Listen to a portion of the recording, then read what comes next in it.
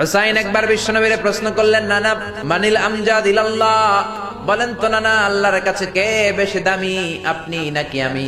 বিশ্বনবী বললেন, হুসাইন আনাল আমজাদ, আমি বেশি দামি। হুসাইন বলল, নানা জি আমি মানি না, আমি মানি না নানা। কেমন করে আপনি আমার চাইতে বেশি দামি হন? আপনার চাইতে আমি বেশি দামি। বিষ্ণু বললেন, কাইফা যালিক, কেমন করে এটা? হুসাইন বলল, নানা জি তাহলে বলেন তো আপনার আব্বার নাম কি?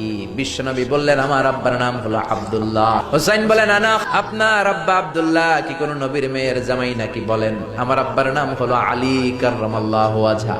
আমার আব্বা হলো শেরে খোদা, দুনিয়ার সব কাফির মুশরিকদের জন্য আল্লাহ আমার আব্বারে বাঘ বানিয়ে পাঠিয়েছে। বিষ্ণু বললেন, তাই তো? আবার হুসাইন প্রশ্ন করলেন, নানা বলেন তো আপনার আম্মার নাম কি? বিষ্ণু বললেন, আমার মায়ের নাম আমিনা। হুসাইন বলল, নানা জি জান্নাতে সর্বপ্রথম যেই মহিলাটা ঢুকবেন ওই মহিলাটা হলো আমার আম্মা জান ফাতিমা। বিশ্বনবী কোনো কথা বলেন না। হুসাইন আবার প্রশ্ন করলেন, নানা বলেন তো আপনার নানার নাম কি? বিশ্বনবী বললেন, আমার নানার নাম হলো ওয়াহাব ইবনে আব্দে মানাফ। হুসাইন বলে, নানা আপনার নানা ওয়াহাব রে কে চিনে? আর আমার নানারে চিনে না এমন কোন মানুষ পৃথিবীতে নাই। এই হলো আমার নানা। এবার বলেন কে দামি?